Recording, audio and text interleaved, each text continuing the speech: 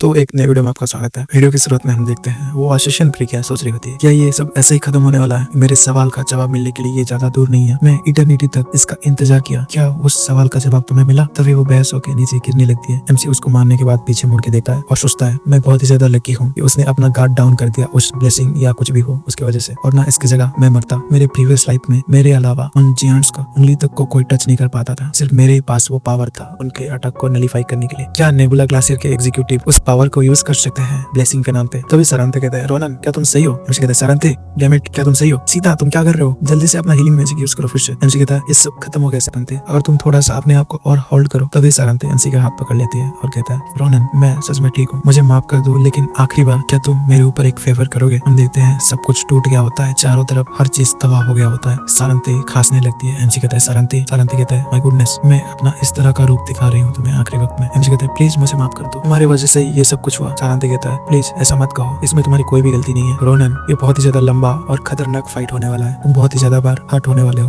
और बहुत ही कुछ खोने वाले हो। मुझे शर्म आ रही है इसको बोलते हुए, लेकिन प्लीज आखिरी तक लड़ना, अगर ये तुम हो तो मैं बिलीव करता हूँ तुम ये कर सकते हो। एमसी भावुक होने लगता है। तभी उस जगह पे रोशनी होता है और वो रोशनी सरांते के बॉडी से निकल रहा होता है। एमसी को उसे देखने में परेशानी होती है। एमसी साइड में देखते क्या सरांते तुम्हारी बॉडी? सरांते एमसी के गाल पे हाथ रहता है और मुस्कुराता है। तुम्हारा शुक्रिया रोनन सिमिल के साइड से हमारा आंसर बनने के लिए, मैं तुम्हारे साथ आखिरी तक रहूंगा। फिर वो एक अंडे जैसा चीज में बदल जाता है। एमसी देखता है और सोच रहा होता है रेस्ट इन पीस सरांते। फिर एमसी ऑडियंस को कहता है उस फेयरवेल के आखिरी में हमने उस माउंटेन रेंज को छोड़ दिया और एकेडमी में वापस आ गए, और इस तरह हमारा पहला एडवेंचर खत्म हुआ बहुत चीजों के साथ, और हमने सरांते को भी पीछे छोड़ दिया। हम प्रिंसिपल ऑफिस का सीन देखते हैं। Ronan club activity report principal को देता है। प्रिंसिपल कहता है तुम्हारा पहला एडवेंचर ये तो बहुत ही ज्यादा अनयूजुअल था, तुम्हें नहीं लगता? रोनन एमसी कहता है हाँ उसके बारे में बात करें तो हम कुछ कमीनों के चक्कर में फंस गए, लेकिन अगली बार से ये सब नहीं होगा। तो प्लीज हमारे क्लब एक्टिविटी को बंद मत करिए। मैं बस तुम्हारे बॉडी में चोट लगने के बारे में बात नहीं कर रहा हूँ, हो सकता है ये शॉर्ट मीटिंग है, लेकिन तुम्हारा किसी क्लोज इंसान का मर जाना ये छोटी बात नहीं है। क्या तुम सच में सही हो रोनन? एमसी अपना मुट्ठी कस लेता है और कहता है ये झूठ होगा अगर मैं कहूँ कि मैं सही हूँ, लेकिन अगर मैं चुपचाप बैठा रहूँ और अपने लिए सॉरी फील करता रहूँ तो वो बुढ़ा आदमी दुखी हो जाएगा। तो आपको चिंता नहीं करना चाहिए, लेकिन आपका शुक्रिया हमारे बारे में चिंता करने के लिए। प्रिंसिपल कहता है अच्छा ऐसा है, मैं समझ गया, तो इस बार मैं तुम्हें छोड़ रहा हूँ। और विलेज को खत्म करने से लेकर एक क्रिमिनल को पनिश करने तक का सफर, मैं इस तरह के स्टूडेंट को सजा नहीं दे सकता जो कि इतना बड़ा कंट्रीब्यूशन किए। लेकिन अगर तुम फिर से दोबारा उस ऑर्गेनाइजेशन से मिले, प्लीज मुझे प्रॉमिस करो तुम रेकलेसली कुछ भी नहीं करोगे, चाहे कुछ भी हो। मैं इस एकेडमी के लिए रिस्पॉन्सिबल हूँ और मैं ऐसे ही चुपचाप बैठ के अपने स्टूडेंट्स को हर्ट होता हुआ नहीं देख सकता। एमसी कहता है हाँ ऑफ कोर्स मैं आपसे इस चीज को अपने माइंड में रखूंगा। देन मैं यहाँ से जा रहा हूँ प्रिंसिपल, मैं आपको विजिट करूंगा हमारे नेक्स्ट एडवेंचर से पहले। ट्रबल के लिए माफी चाहता हूँ। प्रिंसिपल शॉक हो रहा होता है, वो कहता है रोनन, लेकिन एमसी उसके बात बिना सुन के चला जाता है। वो सोचता है अगर इसके बारे में सोचो तो उसके पास कोई भी क्लासेस नहीं है, क्योंकि उसने सारा क्लास पहले ही खत्म कर दिया है। तो उसने ये सब सुना नहीं होगा कि ये जल्दी स्टार्ट होने वाला है। हमें कुछ समय बाद का सीन दिखाया जाता है building of the special adventure club. वहाँ पे एमसी अंदर आता है। वहाँ पे एमसी कहता है क्या मैं यहाँ पे इन लोगों को ट्रेनिंग करते हुए देखने आया था, लेकिन तुम यहाँ पे क्यों हो? लेकिन उससे पहले तुम इस एकेडमी में कब आए सुलिफेन? सुलिफेन कहता है तो तुम फाइनली आ गए रोनन, मुझे कुछ समय चाहिए तुम्हारा, हमें एक सीरियस डिस्कशन करना है नेबुला ग्लासियर के बारे में। फिर वो लोग बैठ जाते हैं। एमसी पूछता है तो अब बताओ क्या है, तुम नेबुला ग्लासियर के बारे में क्या बात करना चाहते थे? क्या तुम अपने घर में छुपे हुए उन लोगों से छुटकारा पा लिए? सुलिफेन कहता है हाँ हमने बहुत ही ज्यादा बड़ा सर्च ऑपरेशन किया 15 दिन पहले, और अब तक हम 19 धोखेबाजों को आइडेंटिफाई करने में कामयाब रहे, और इन लोगों में 5 लोगों को मैंने अपने आप पकड़ा है, और बाकी लोगों को रोडोलन भेज दिया जाएगा जल्दी, और अच्छे से पूछताछ किया जाएगा। लेकिन यहाँ पे एक प्रॉब्लम हो गया है, मुझे नहीं लगता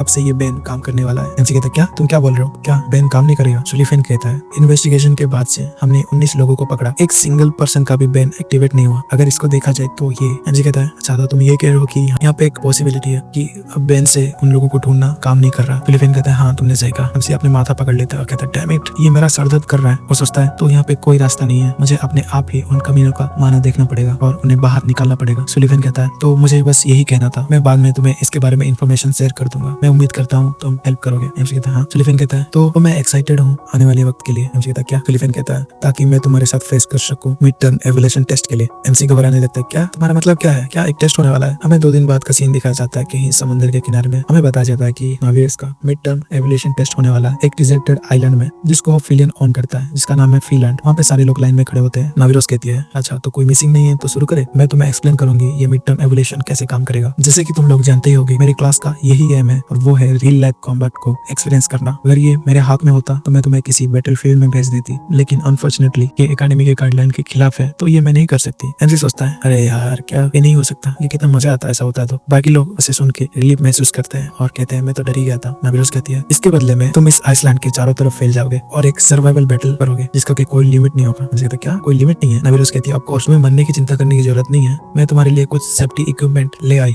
जब इसका पहनने वाला बंदा किसी खतरे में होगा तो ये ट्रांसफर हो जाएगा फीलियन प्लाजा में और उसको बेस्ट हीलर ठीक करेंगे। हल्का सा भी कुछ खरोच होगा तो उसको भी हील किया जाएगा। तो दूसरे शब्द में कहूँ तो ये एक हील लाइफ कॉम्बैट होने वाला है। तुम इस फाइट में अपना जी जान लगा देना, चाहे तुम जो भी मेथड इस्तेमाल करो आज के लिए, चाहे तुम मारो या फिर खुद मारो, जो दिल करे। अभी सोचता है इंस्ट्रक्टर इतना एक्साइटेड लग रही है। इंस्ट्रक्टर नाविरोज कहती है तो अभी मैं तुम सबकी नाम लेने वाली हूँ, तो उन नाम के हिसाब से आगे आना। तुम अपना अपने निर्धारित जगह में पहुंच जाओगे जब तुम ये ब्रेसलेट पहनोगे। तो फर्स्ट आदिशान कहती है यस मैम मैं आ रही हूँ। एमसी सोचता है जैसा सोचा था कि जनरल भी इसमें पार्टिसिपेट करने वाली है। सभी लोग बात कर रहे होते हैं क्या आदिशान क्या वो टीचिंग असिस्टेंट नहीं है? सच में उसको कोई शर्म नहीं है, उसको इस तरह का ट्रीटमेंट मिल रहा है जबकि वो रिपीटेड स्टूडेंट है। या सच में उसको क्रेडिट मिलने वाला है? दूसरा बंदा कहता है वेल ये सही रहेगा कि इस तरह का स्टूडेंट भी इसमें हिस्सा ले रहा है, एटलीस्ट हम उसकी वजह से लास्ट प्लेस में तो नहीं आएंगे। एमसी सोचता है क्या एक रिपीटेड स्टूडेंट, ये किस तरह का बातें कर रही है लोग, लेकिन ये तो बस एक ऑब्जेक्टिव एवोल्यूशन है जिससे कि जनरल का पावर नापा जाएगा। इंस्ट्रक्टर कहती है मैं तुम्हें गुड लक विश करती हूँ। आदिशान कहती है आपका शुक्रिया। एमसी सोचता है अगर ये इस तरह का स्किल के साथ बैटलफील्ड में उतरी तो एक ही चीज होगा जो कि है उनका मौत। जनरल बनने का चॉइस तो एक बहुत ज्यादा प्रॉब्लम वाली बात है। वो अपना ब्रेसलेट पहन लेती है और उस जगह पे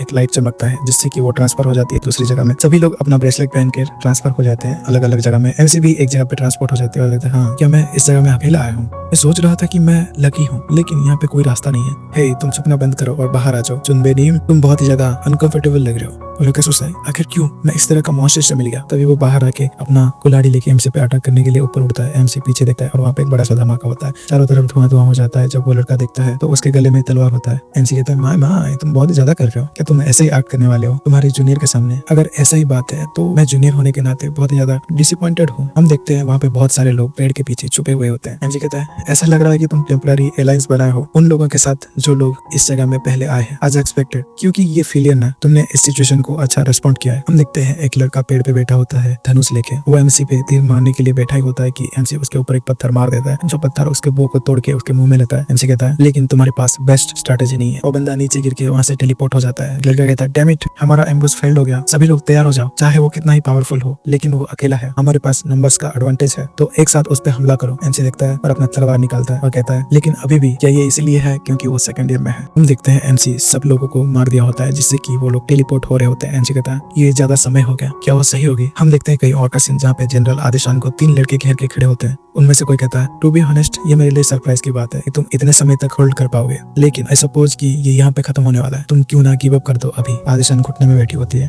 तो आज के लिए इतना ही। वीडियो देखने के लिए आपका बहुत बहुत शुक्रिया। मैं मिलता हूँ आपको अगले वीडियो में, तब तक के लिए बाय बाय।